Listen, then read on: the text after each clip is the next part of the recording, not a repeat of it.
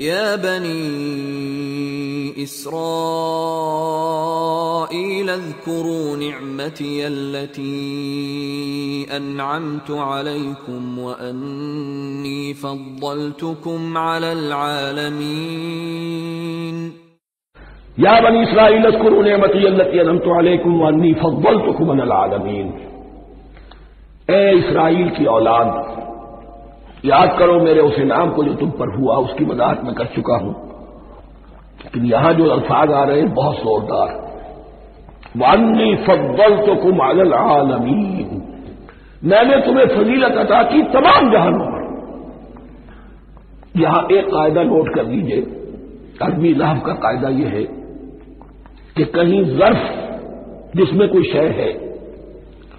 ظرف کی جمع لے لیتے ہیں، مراد ہوتا ہے مظروف، ظرف کے اندر جو شے ہے اس کی جمع۔ تمام جہانوں پر فضیلت، یا فرشتوں پر بھی فضیلت نہیں،